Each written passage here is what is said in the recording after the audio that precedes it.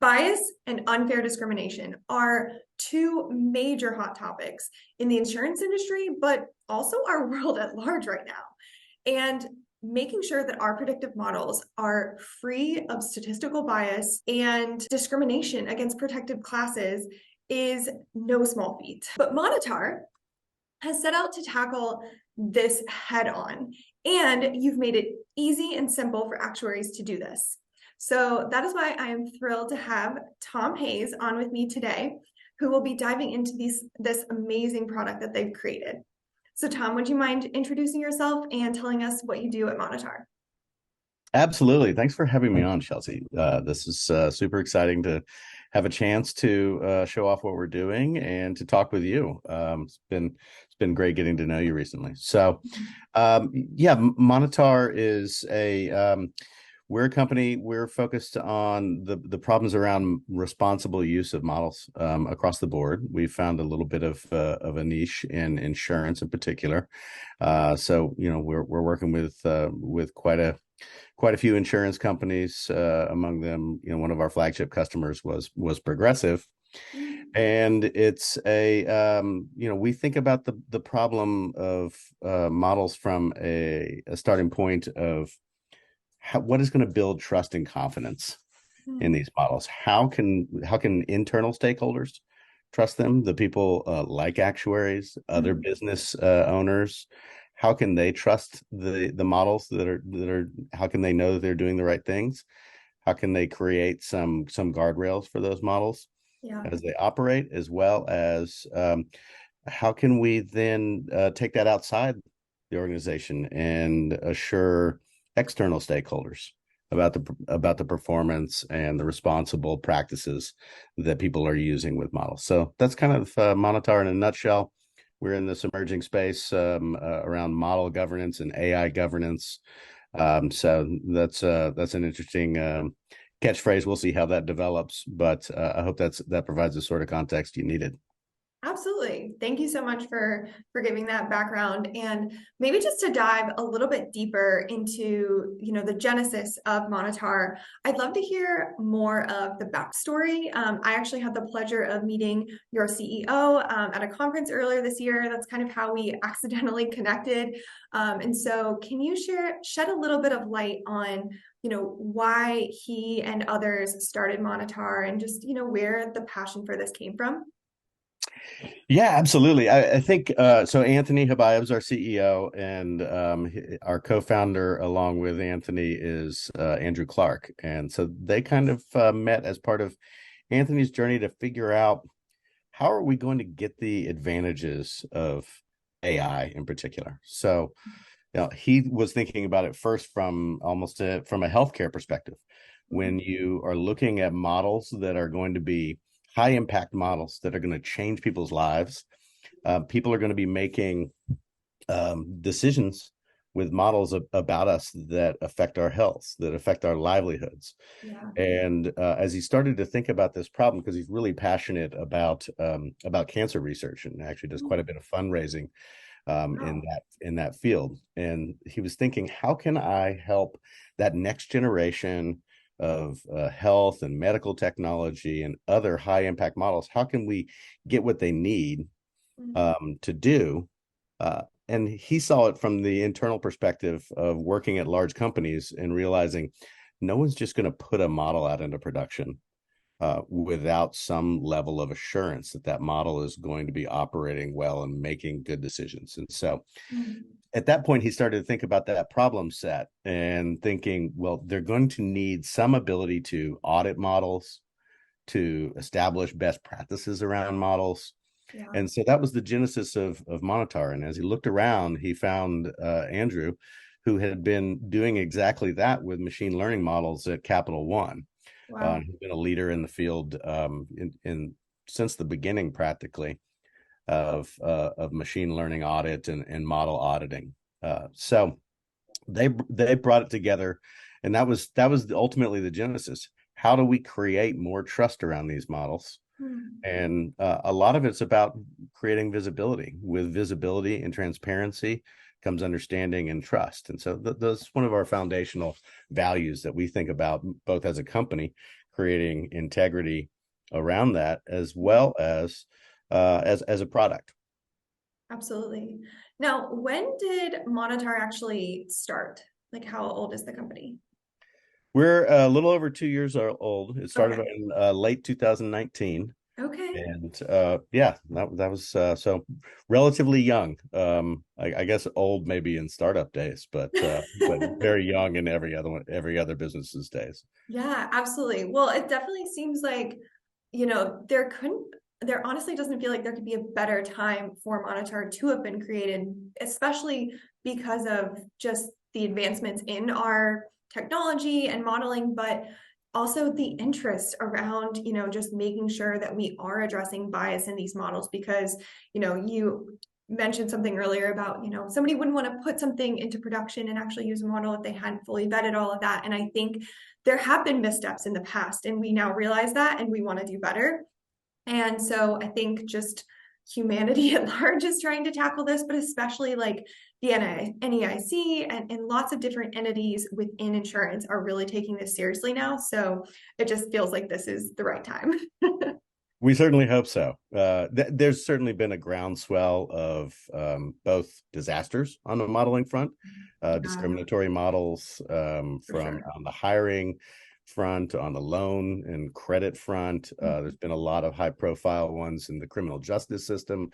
So I think there is a groundswell building up about bias and discrimination driven by models and a lot more understanding. And hopefully there's going to be some productive regulation coming online. Certainly Europe is ahead of the US in this, but I anticipate the US will be a fast follow in how do we demonstrate that our models are bias free. One of the things that really piqued my interest, in addition to just assessing and eliminating the bias in our models, was the potential for automating like model documentation. That was something that got me super excited when I first talked to Anthony, because as an actuary, documenting our processes and our rationale and our recommendations is so critical to the work that we do, but honestly it's not usually everyone's favorite thing. It takes a lot of time, and honestly we could just do so much more quickly if we either you know didn't have to do that, or we could do it in an automated or quicker way. So can you just touch on at a high level, what are the products that you guys have created at Monitaur? We'll actually dive into a little product demo here in a bit, but just at a high level, what have you created, and what are they trying to achieve? Yeah, absolutely. I'll touch on a couple of the points as I'm responding to that about the products. So we Awesome. have two sides of our house, if you want to think about it that way. One is really more on the documentation and evidence of good practice side, and that's our govern product. And it's really, you can think about it as a repository of everything around the model that will help you to understand it internally and to deliver evidence that the model is performing as expected.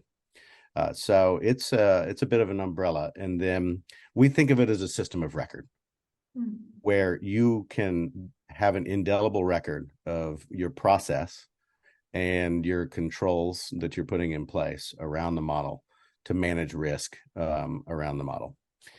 And then the other side is what we think of as more of a source of truth, and that hooks directly into certain models, particularly advanced statistical models like GLM models. I know are very important in the actuary world, Mm-hmm. up into machine learning models. And Yeah. the idea here is, how do we create an indelible record where we can see every transaction that goes through every model, every decision that a model made, as well as the performance of that model, and create some testing so that we can see that the model is bias free, that the data set isn't drifting, isn't changing over time, that you're not getting unbalanced features, and that your data quality is really high. Yeah. And then one of the benefits of the way that we do that, so that's our model, our record product and our monitor product I've just described. And then the last piece of the puzzle is really the audit product, where you can think of it as a wayback machine, for your models. You can rewind to where a model was at a particular point in time and test against it to see how would it have performed under these different conditions. And then obviously we're going to be feeding evidence like the test information for a bias test, for instance, into the governed product as a form of evidence on a periodic basis. So you might want to look at the record, the log of every test that you've run over the last year. That's a form of evidence that's machine driven. Now, certain evidence is going to always be human driven, and we want to make that as simple as possible. So we're really focused on enabling the workflow and the collaboration around that documentation and review process so that actuaries and business owners and other people that you might work with, data scientists in certain organizations, might work closely with actuaries. You might be able to then move into a world where some of the filings that you might have to do could be potentially automated based on the evidence that you're collecting and govern. So Yeah. I hope that captures everything. Feel free to follow up with any questions you might have. Absolutely. Well, it all sounds amazing, but I think that I and the audience would definitely benefit from being able to really see what you're describing. So if you want to maybe just jump into the demo, which of the products are you going to be showing us today?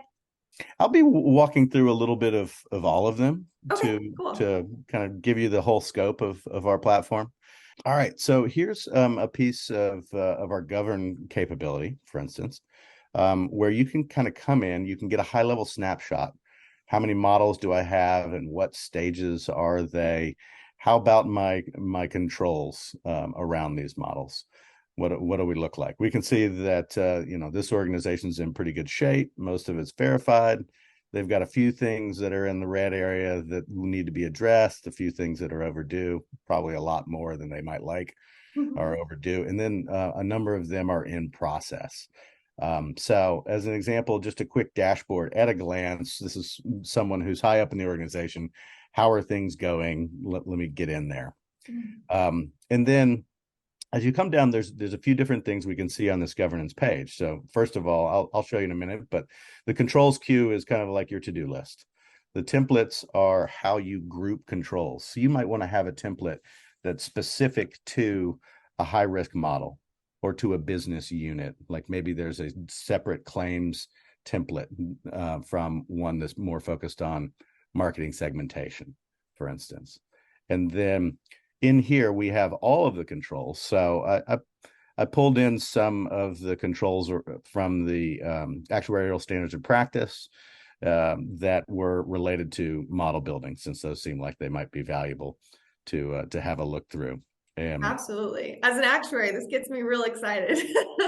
It's like, yeah, Excellent. we can point specifically to standards of practice and these professional standards that we're held to and how that overlaps with our work. I think sometimes that disconnect can happen. And so it's awesome to see this kind of bring it all together. Absolutely, and I see that there's a lot of opportunity in the long run to linking this to other standards, right? So NAIC will ultimately have its own standards.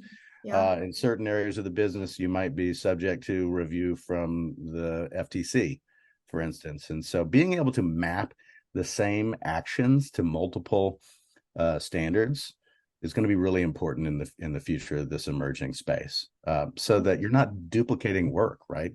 Documentation's hard enough. Our goal is to make it as frictionless as possible. Once you have a model in place, you apply a template, a governance template to it. And those controls then become activated, and they become, rather than framework oriented, they become execution oriented. And so before a model, you'd probably want to do an initial review of certain items before you put that model into production. Once it's in production, you'll want to periodically check on it and perform a periodic review. Moving into the controls queue, we can see that we have quite a few controls here that are open. I pulled up an example for personal lines pricing model as just a quick scrub on something that might be important to an actuary, hopefully. And we can see that this control is the model structure, is is going to be addressed. And then, these are ripped straight out of the actuarial standards of practice, right? Here's what the actuary should be doing. So we have some nice instruction up here. And scrolling down the page, we can get more information. These are collapsible so that you can hide them when you don't need them. We can get at a glance about the model, and then we can start to move into creating some evidence. And then you can attach other documentation as well. You'll notice that I can't submit it until I've provided evidence. And so those are the little things that we're trying to help guide the process in the workflow. In this case, let's say that's all good. I'm happy with my evidence. I'm going to submit it to be reviewed by someone else. And that's when now we've changed our status from active to ready for review. And now that will automatically send an email notification to the person who's responsible for reviewing on this model. And we've got obviously user management here in the background that's doing a lot of the work of routing the messages to the right person. So we want to make it as easy as possible to use so that you get called back in when you have work to do. And that's going to be really important when you haven't looked at something in, say, 6 months and you're doing a periodic review, right? So there's a lot of routing notifications and process. Once we have verified that this is okay, now we have a history. And so we have all of the reviews for this particular control, for this particular model, easily accessible to anyone in the organization that needs them. So someone in regulatory affairs needs to look up an issue. They could come in and see how this was, how we were governing this model, how we were managing some of the risks around the model, and self-serve rather than a lot of email back and forth and searching for that document in your inbox, et cetera. Let me switch gears a little bit and jump over, looking at a model. I'm going to switch to an accelerated underwriting model as an example here. Okay. So now we're going to go into that source of truth side, the record, monitor, and audit product. And in this view of the world, we are more focused a little bit on model performance. Governance is still a piece of this puzzle, but what we're looking for here, you can see some of the tests that we're running on this model. Bias is okay. Feature drift is okay. Model drift, we have a problem. So that means the data environment has shifted significantly. I think in insurance, a particular apropos one here was car insurance and the rise in car prices throughout the pandemic. I think threw a lot of insurance models in haywire. And so that's really one of the benefits of this side of Monitaur is being able to hook directly into that model. Now you can run testing on a continuous basis and get ahead of the trend line a bit and see, okay, I'm starting to see some drift. We need to look at potentially retraining this model, rebuilding this model, maybe decommissioning the model if it gets rough enough. Now we have everything associated with the model in one place. I can see the individual transactions, the decisions for those transactions. We can actually link back to, if you have a special identifier that you use, we can link back to the native ID. You can also go in and see how are certain features performing, whether those features are more of a categorical, a choice-based feature, or a range-based. So lots of good visuals here to be able to dive deep and understand more about what this model is doing. And again, that's really a lot of it for us is when you build understanding, that's the genesis of trust. Do you ever find, actually, let me ask you, I'll pause on the demo for a second. Do you ever find like, hey, I need to go figure out what a model did based on a certain set of parameters? Sure. Okay. So we built a transaction search capability along those lines where I need to come in, I need to find out what this I think that's wrong with my accelerated underwriting model did in this case. So I can come in and say, I want to search it. I want to find every time that a certain feature had different values within a certain date. So I can say, here's the type of decision that I want. Here are the other parameters that I want that are around the model. And that's when I can save a search with certain parameters to come back to, right? So you might want to have something that's time delimited because it's important for a particular filing, for instance. Yeah. Or you might want to have something that's open-ended so you could see more of the ongoing performance of a model. That's why we built this Yeah. I transaction could see this schedule. also being really valuable for like market conduct exam situations as well. The time delimited nature for sure. Now, from there, it's a transactional level fidelity that we're trying to create here. So I can go down and dive down to the individual transaction level and see what the decision was, whether it was expected or not. If you get a decision, if a model generates a decision that is not expected, that's a big problem. Hmm. It could mean someone's tampering with the model.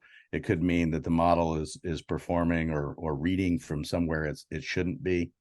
I can get the individual values for the model inputs, the features.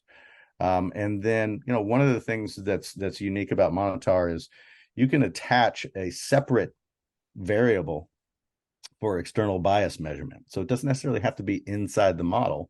It can be something that's external to the model decisions, but you can then evaluate for bias. Now, I mentioned that rewind feature, the counterfactual analysis, and that's where it gets kind of fun here. So imagine I've found a transaction that was suspicious, or maybe I just want to see what else would have happened, do some what if analysis on it.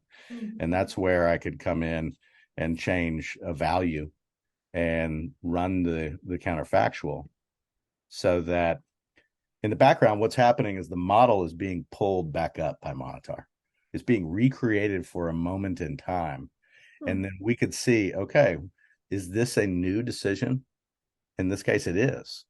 And so it's great for second and third line individuals to be able to go back, recreate history without having to take up the tech team's time. Circling back to the model summary page, if I was to go and check out some drift in this situation, model drift has occurred. And so we'll provide some information about what are the sorts of things you should be looking for with your model, some recommendations. That's awesome. And you can see here's a cumulative distribution function to show you what's the gap here between the control and sample data sets so that you can dive deep. You can go down again to the transactional level. What are the transactions that were behind this test so that you can actually dive deep as you want to go and then come all the way back up into the performance of this model. So that's the quick overview of the platform. Does that all make sense to you? It does. Yeah, I definitely see so many just incredible tools within this platform that I, as an actuary, am very excited about. And I just think that, yeah, this is really moving us in the right direction for monitoring bias and making sure that we're, taking the steps to address it. So yeah, I'm just really excited about what you guys are doing. And thank you so much for taking the time to share this incredible tool with us. Before we wrap things up, is there anything else just about Monitaur or the tool that you really would love for the listeners to know? I think we've done a good job of covering it. If you have any questions, anyone can reach out to me anytime. My email is tom@monitar.ai. It's this funny spelling right here. So you can feel free to reach out if you have questions. You want to explore what we might be able to do for you. On the topic of bias, we did recently have a great webinar that got a lot of positive feedback on unraveling bias, AI bias, and a lot of it's about model process. I mentioned Andrew Clark, our CTO, led it along with one of our research scientists. And it's a great intro. I absolutely recommend it for anyone who's interested in this area. We're hoping to hold some future webinars on that front as well to just help build some skills in this emerging area.